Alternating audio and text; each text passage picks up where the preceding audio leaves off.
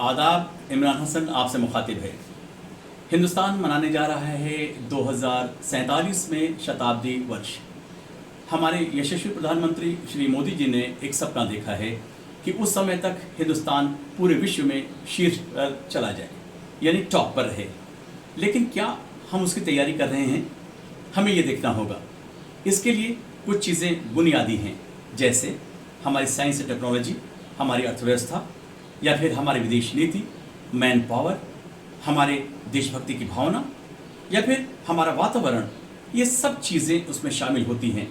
जैसे अर्थव्यवस्था को देख लें तो अर्थव्यवस्था इस वक्त 2.9 ट्रिलियन डॉलर के आसपास है।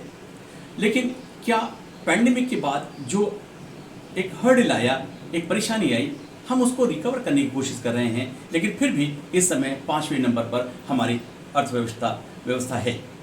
इसी तरह से अगर देखें विदेश नीति, तो पंडित जवाहरलाल नेहरू के वक्त से ही हमारा देश नॉन अलाइंड की तरफ है, और इस समय उसी विदेश नीति के आधार पर हम आगे बढ़ते हुए, हम किसी ब्लॉक में नहीं हैं, बल्कि स्वतंत्र विदेश नीति है, जिसे भारत की अहमियत है।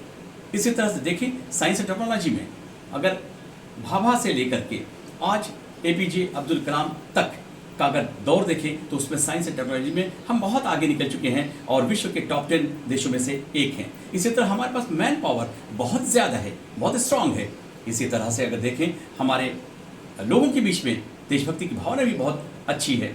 हमारे पास इंफ्रास्ट्रक्चर, हमारे पास रिसोर्सेज बहुत ज़्यादा हैं, उसका इस्तेमाल अच्छे से करना होगा। इन सब चीज़ों को अगर हम लेकर चलते हैं तो आई होप कि हम हिंदुस्तान में ऊपर लेकर हिंदुस्तान को जाएंगे और हम उस शताब्दी वर्ष को बहुत अच्छे से इसका जश्न मना सकेंगे। Thank you.